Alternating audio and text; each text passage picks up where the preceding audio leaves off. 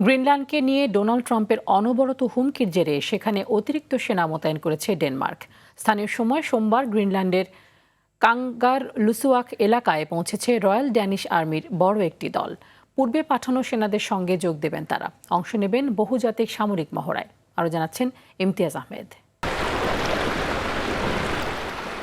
Greenland ঘিরে উত্তেজনা চরমে পৌঁছেছে। দ্বীপটি নিয়ে মার্কিন প্রেসিডেন্ট ডোনাল্ড ট্রাম্পের আগ্রাসী মন্তব্যের জেরেই সেখানে অতিরিক্ত সেনা পাঠিয়েছে ডেনমার্ক। স্থানীয় সময় সোমবার রাতে পশ্চিম গ্রিনল্যান্ডের কাঙ্গার লুসুয়াক এলাকায় পৌঁছায় 58 সদস্য বিশিষ্ট রয়্যাল ড্যানিশ আর্মির বড় একটি দল। ড্যানিশ গণমাধ্যম জানায়, নতুন করে পাঠানো সেনারা যোগ দেবেন পূর্বের পাঠানো 60 সদস্য বিশিষ্ট সেনাদের সঙ্গে। অংশ নেবেন বহুজাতিক সামরিক মহড়া অপারেশন আর্কটিক এন্ডিউরেন্সে। এনবিসিকে দেয়া সাক্ষাৎকারে গ্রিনল্যান্ডে সামরিক শক্তি ব্যবহারের সম্ভাবনা উড়িয়ে দেননি ট্রাম্প। তিনি দাবি করেন, খনিজ সম্পদ সমৃদ্ধ এ দ্বীপ যুক্তরাষ্ট্রের জাতীয় নিরাপত্তার জন্য গুরুত্বপূর্ণ।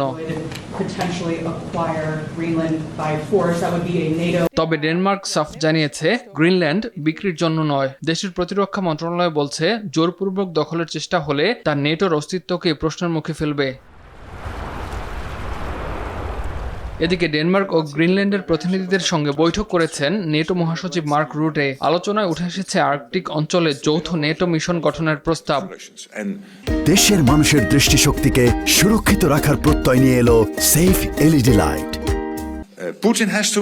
ডেনিশ প্রতিরক্ষা মন্ত্রী মিত্র দেশগুলোর প্রতি কৃতজ্ঞতা জানিয়ে বলেন, এই সংকটে ঐক্যই সবচেয়ে জরুরি।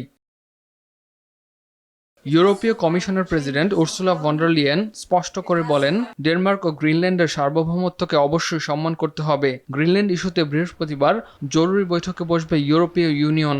ধারণা করা হচ্ছে, বৈঠকের পর মার্কিন প্রযুক্তি কোম্পানিগুলোর উপর বড় ধরনের নিষেধাজ্ঞা আসতে পারে। এদিকে এক জরিপে দেখা গেছে, গ্রিনল্যান্ডের 85% মানুষ যুক্তরাষ্ট্রের সঙ্গে যুক্ত হতে চান না।